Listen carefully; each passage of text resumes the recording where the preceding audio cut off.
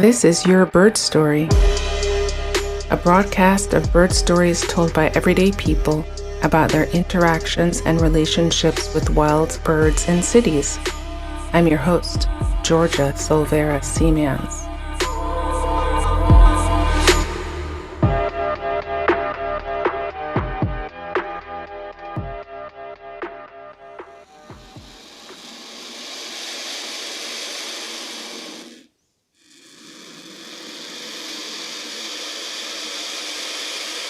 Welcome to another episode of Your Bird Story.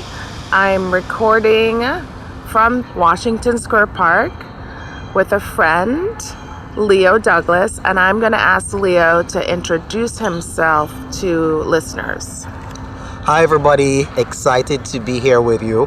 I am Leo Douglas. I'm a former president of BirdLife Jamaica in Kingston, Jamaica, and also former president of Birds Caribbean, the largest single organization dedicated to bird conservation in the wider Caribbean region. So Leo, we met at the southeast corner of the park, and can you tell folks what we saw on our walk to this bench? Well, when we were walking into the park, I was pleasantly surprised because there were a pair of red-tailed hawks. Absolutely one of my favorite birds. Jamaicans call them chicken hawks. And they have been nesting in and around Washington Square Park for many, many years. And I have been fascinated by the things that affect them. But also, I'm very interested in red-tailed hawks because the species name of the red-tailed hawk is jamaicensis. They were first described from my home island of Jamaica. Why are they referred to as chicken hawks? So they're referred to as chicken hawks because they are the largest raptor and they usually target people's chickens in their yards. Have you ever seen a hawk pick off a chicken? I have seen chickens responding to the hawks in the air, but admittedly I've never seen them actually pick one up. But the common fowls, as Jamaicans would describe them, the chickens, the free-range chickens, so to speak, they will respond to the shadow of a hawk or even a vulture by making an alarm call. And usually, they all scatter and take shelter at that point. So I've seen that many times because my family is rural from the countryside in Jamaica. So you mentioned the vulture. Tell us a little bit about the place of the vulture in Jamaican society. Turkey vultures, Jamaicans would describe them as a John Crow or John Crow as the local name.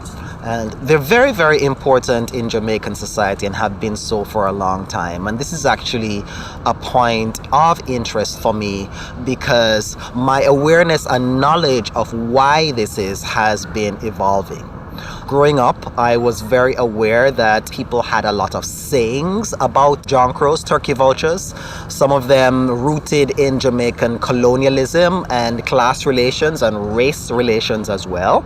But there were also species of myth, I would say, because they were associated with various practices described in Jamaican culture as obia. These are Afrocentric practices, religious practices, which we brought across as part of the transatlantic slave trade, which then were transposed onto turkey vultures, and they played out in many ways. For example, if you had a court case in Jamaica and you thought you were going to lose, a good idea was to take a turkey vulture with you to the trial, because quite likely that case was going to be thrown out at the sight of a turkey vulture loose in the courtroom.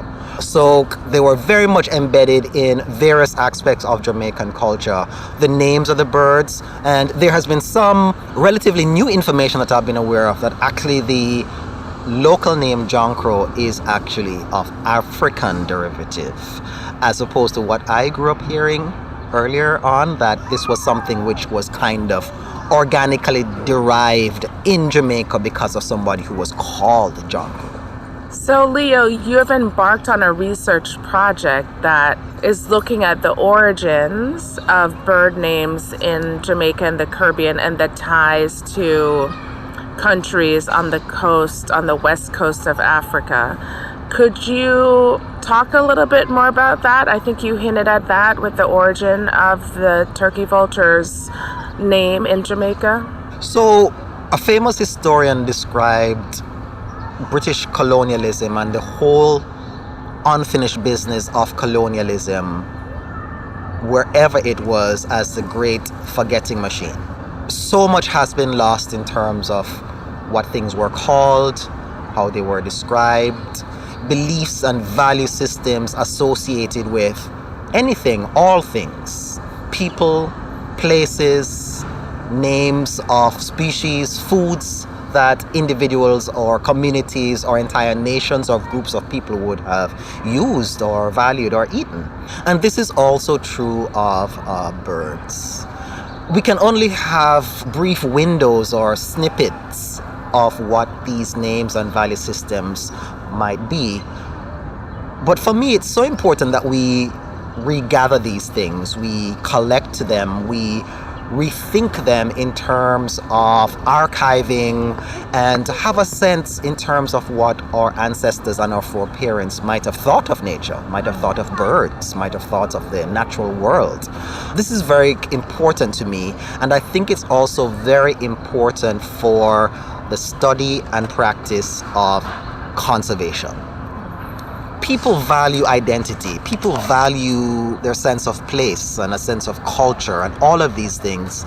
And it is my belief that the more we can encourage people to think about this history, it's the more we can bring a broader cross-section of society into the conservation fold and give them a wider variety of reasons why they should be concerned or interested or value the natural world. In terms of the birds, there are still a few birds that we already understand have explicit links either to West Africa or the indigenous people of the Caribbean. Some of the better known ones are the Jamaican owls, which are called by an Akan name and word, which I might add is still commonly used in West Africa and in the Akan Ghanaian language today. So every Jamaican knows that owls are called patu. And this word is still pronounced and spelled the same way in Ghana today. Just as Jamaicans would say and understand this word and be able to identify Jamaican owls, be they the barn owl, be it the endemic Jamaican brown owl, we all call these as Jamaicans patu, and there are other birds that we have these associations with.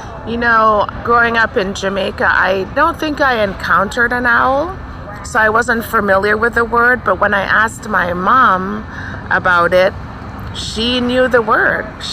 It was really amazing to make that connection, and I told her what you told me, that it's a Ghanaian word.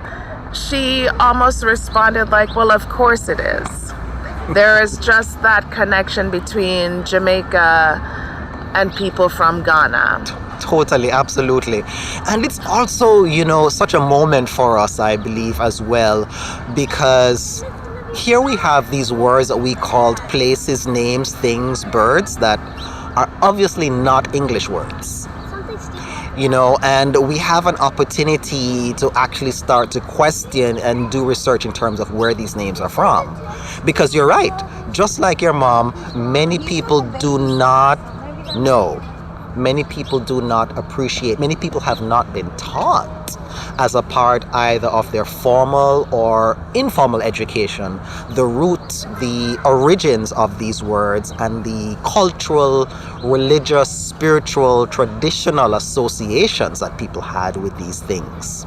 Yeah, for me, I think of the sense of pride that comes from knowing that the way you are, the language that you use for local birds originated from our ancestors' homelands in Africa. It's such a positive connection. It's different from these trauma stories. And the slave trade obviously was a very traumatic, terrible experience. But that wasn't the entirety. No, absolutely not. And you're so right in terms of telling these stories which have not been told.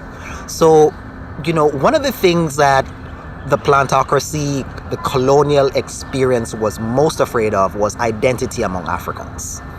They did not want to have identity being centered, because if you knew you were not from here, if you valued a previous life and a previous experience, or valued a previous freedom, you would rebel. You would not accept those chains. But here's the thing. We have a few words, a few sayings, a few expressions that survived the last 300 to 400 years. For me, you know what this says? These things were particularly salient and important to those communities. This was not your regular have a nice day kind of name. These were things that were very deep, very meaningful, and therefore the most likely things that people would repeat, say, pass down, tell to their children. We have something that is very dear. And for me, again, I think it's so important to uncover why that is. There's some deep spirituality going on there, some deep connections to place and origins, and some deep stories which need to be told, need to be discussed. And in so doing, I also feel that we honor those who pass those down to us. It's such a wonderful legacy that you are helping to recover and restore. Do you have plans to go to Ghana as part of this research story? Absolutely. I must say that one of the most incredible things as a first step, even before going to Ghana, which I wholeheartedly intend and plan and will do, is reaching out to my counterparts in Ghana. I have known conservation biologists and ornithologists in Ghana for years. 5 years, 10 years, 15 years. We've never spoken about common culture. We talk about DNA analysis of feathers and abstract things that bird people talk about. We're having new conversations right now. We're talking about things that they know in their lives in Ghana, and that I know. We're talking about things that they know in their daily lives in Ghana. And I'm talking about things that I know in my daily life in Jamaica, and they're the exact same things. And I tell you, it's been beautiful. It's been so beautiful, so powerful to understand that 3 or 4 centuries is not that long, that we cannot talk about things that I am seeing in my backyard and they're seeing in their backyards, and we understand that these things have powerful and common meanings to us. So, that's been kind of the first step, because I have come to appreciate that even without setting foot on Ghana, I'm talking about Ghana. That's so powerful, so meaningful for me. How do you think this kind of exploration and recovery will impact conservation? You touched on this a little bit in the beginning, right?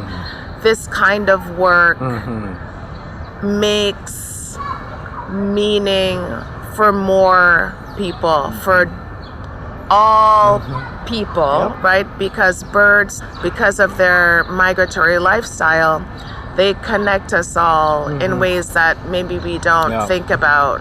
And so I'm curious, for you, what do you hope this kind of storying will do for birds and for people? Oh boy, you're hitting it on the head there, sister. I became a member of BirdLife Jamaica when I was entering college. It's been a while. BirdLife Jamaica has always been primarily an organization of people who are middle class, commonly expats, but in general not representative of mainstream Jamaican culture by any means. It's seen as a kind of an anomaly. And in doing my research about birds in Jamaica, hearing Jamaican students, I interviewed 500 students at the high school level over 4 years.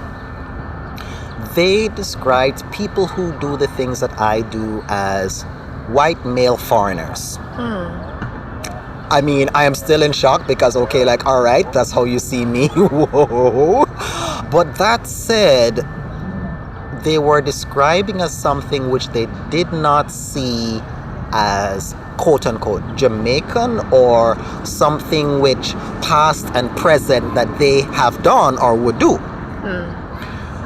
For me, this project then becomes very, very important because it is so important for young people in particular to understand that nature conservation is not something which is done by Scandinavians or British people or Canadians or white Americans. We have conservation flowing in our veins.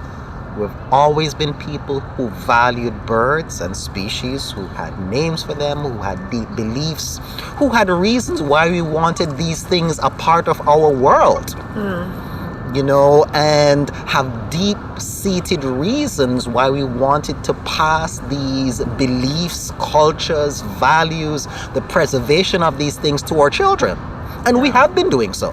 And I think this is such an important story that every young person, particularly minorities, hear and know, because in today's world, they're not seeing that reflected in the media, they're not seeing reflected in the magazines, they're not seeing that being reflected in any aspect of dominant popular culture, and it's affecting their interest in preservation, in volunteering, in careers, in every aspect of the nature conservation movement across the world, across everything. Do you think the mainstream bird world is ready for this? Or maybe that's not even the right question to ask, because, you know, here in the US, there's the whole conversation about the Audubon Society. It seems that some parts of the mainstream birding world in the US is not ready to let go of the past. Even as they're doing work for the future, they can't let go of this past, which is a real disservice, and it's actually so disrespectful. Of course, And so I'm curious if you think about this in your work, where you're trying to foreground people who have been marginalized. I must say, George, in all honesty, I'm no longer interested in waiting. Those who are not ready, you can't wait on them. You can't wait on those who are not ready to be a part of the movement. When I say the movement, I the movement in terms of bringing everybody and all into this urgent need of protecting planet Earth. And I also feel that I have an obligation, even though sometimes it might be perceived as a burden. There are those who are not ready and will never be ready. There are those who are not ready because they don't understand the problem at the most basic level. I've also been a part of the conservation movement for enough time to understand that there's so many well-meaning, amazing, deeply loving people who are not minorities, who feel that if you build it, they will come. You know, if we only do what we have always been doing for the umpteen years in a larger way, that this is all gonna work out, that's not gonna happen. We need to do things differently, radically differently, to have different results, to have the inclusion that is required, or we are not going to save the things that are so dear to our hearts.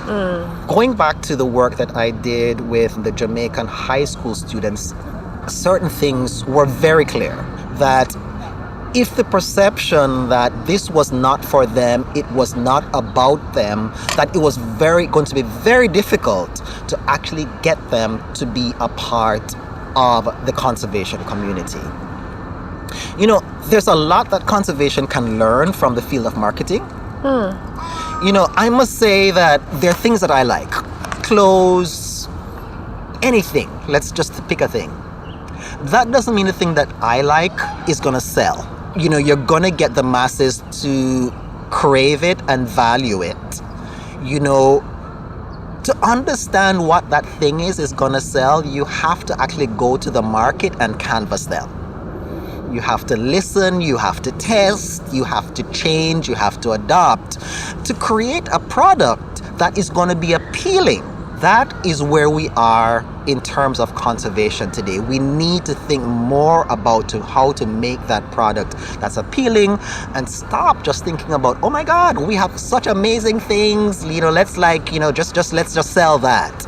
You know, to actually reflect, as you said, in terms of what needs to be done. It's to think more about what behavior change means, more about conservation marketing, and what real inclusivity is going to mean in terms of getting the conservation message to be conservation culture across culture. What you're talking about reminds me of your nanny project. And that seems to be a way not only to talk about Nanny and her role in Jamaican culture, but it seems to be much bigger than that.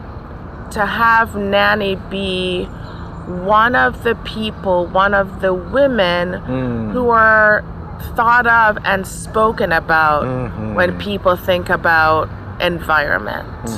Because the canon of environment is so limited. Yes. And even when people have their token Black woman that they mention, but there are so many. Totally, absolutely. And when I think of Nanny as a national hero and your project and how you are trying to do this work of making sure Jamaicans and beyond Jamaicans know that there are women, Black women, who have been doing this work for a long centuries. time. Absolutely. More than centuries. Totally, absolutely. And you know, again, it's actually leaning into my interest into marketing. In the advertising world and in the communication world, you know, we're familiar with these names that we call influencers or influential others. We have people in our lives, past and present, that we look up to them somehow. We value them and we emulate them. We want to be like them.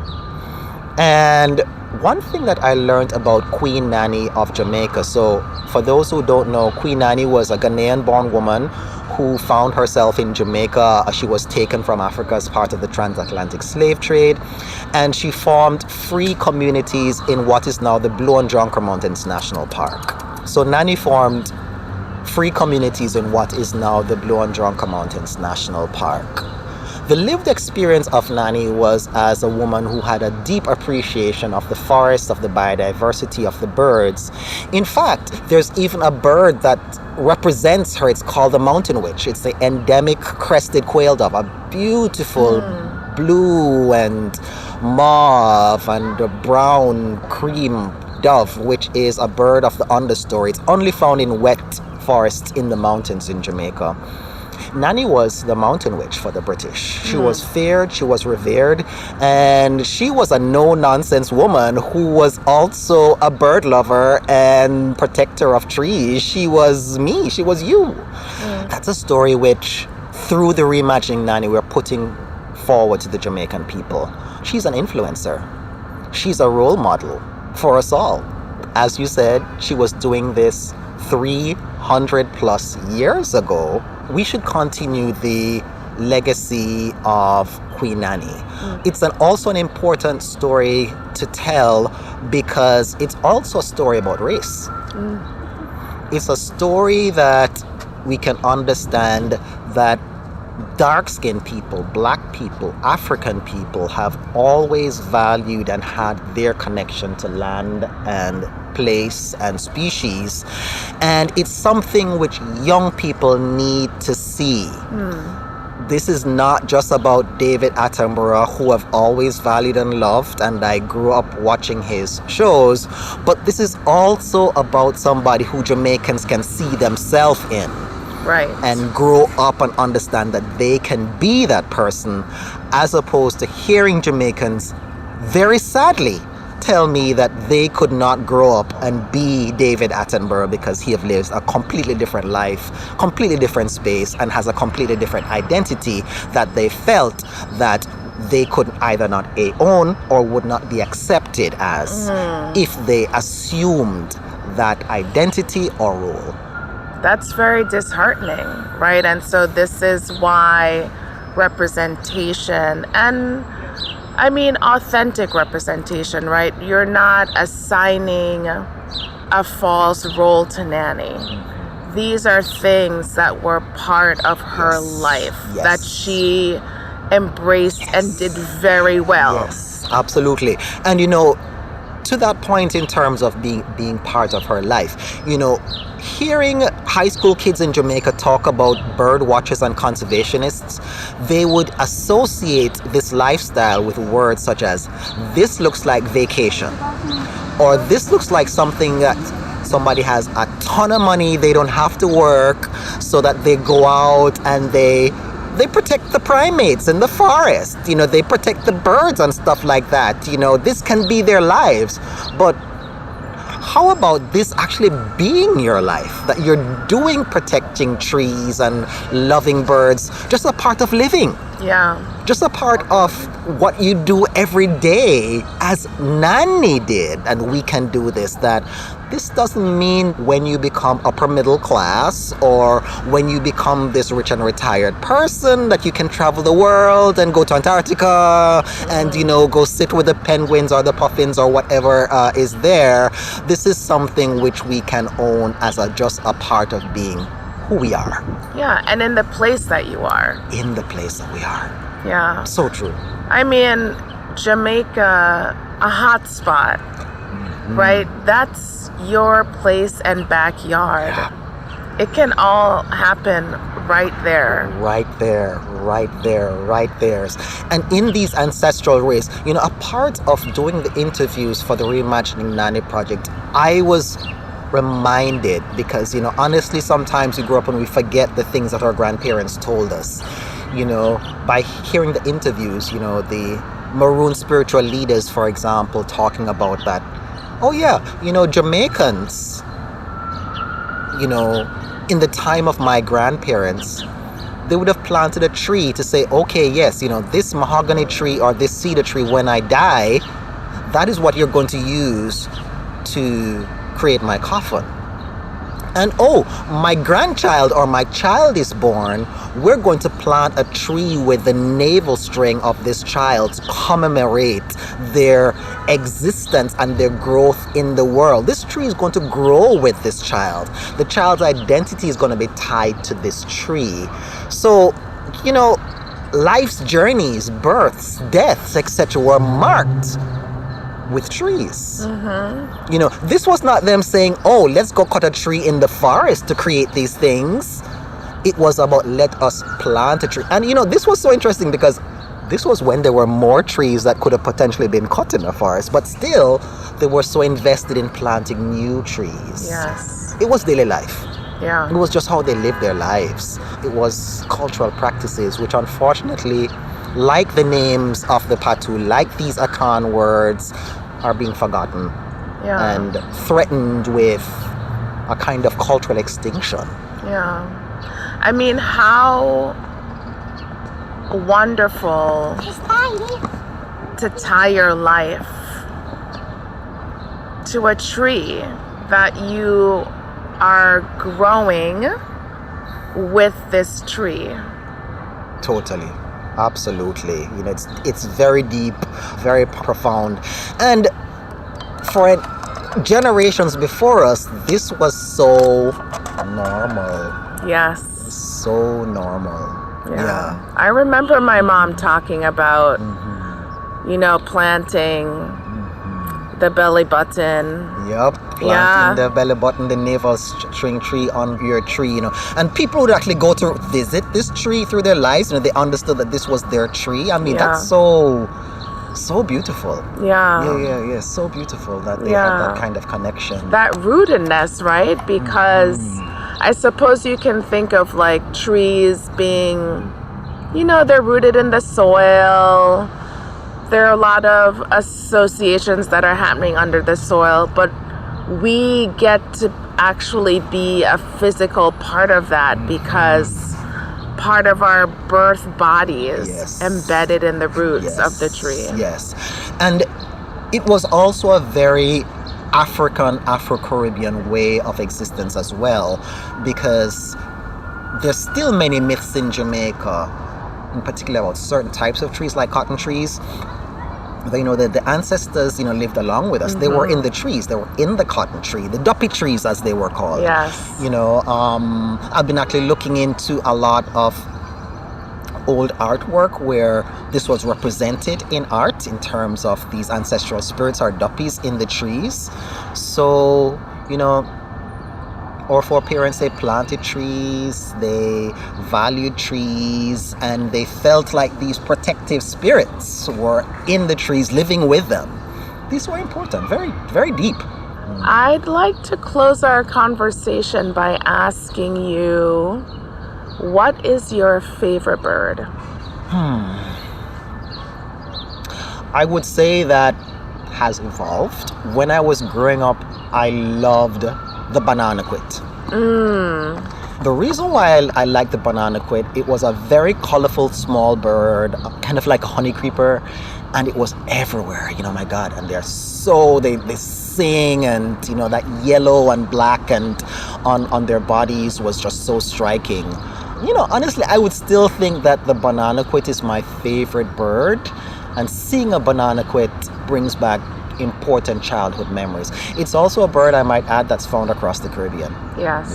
With the exception of Cuba, which is odd. I do have one more question. We're on the cusp of spring migration in New York City. Do you have a species that you want to see? Oh, yes. Just like the banana quit, my favorite migratory bird, which I was so pleasantly surprised when I first saw it here on the Northeast in the United States, was the black and white warbler. It is one of the few migrants in Jamaica that actually has a local name. It's called an ants picker. And it's well known because this habit, like it creeps up the trunk and the branches, and it's searching there, picking things, which Jamaicans, will say, well, it's eating ants. But it's also such a distinctive bird. Those markings, the contrast between the black and white is so incredible. Yes. It's very recognizable. Again, seeing it here brings back some of the earliest memories of me enjoying birds in my yard in Kingston. The black and white warbler is absolutely my favorite neotropical migrant. My son, one of the first birds he learned to recognize was a black and white warbler, and he called this bird the zebra bird. Ooh. Yep, that's the Jamaican in him. Well, Leo, thank you so much for sharing this time this morning to talk about the connections between Ghana and Jamaica, the connections between people and birds, people and trees, surfacing some of the thorny issues that people are uncomfortable talking about, but that are absolutely necessary if we want to make conservation equitable and inclusive. And I really appreciate that you said no more waiting. No more waiting, absolutely not. No. Waiting is gonna get us nowhere in terms of the progress to save the planet, save people, save culture, save birds.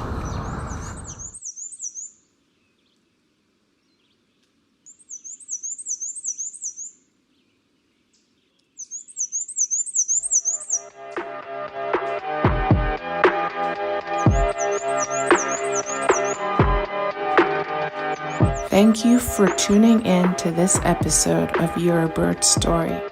Like, share, subscribe, and we'll see you back here next month.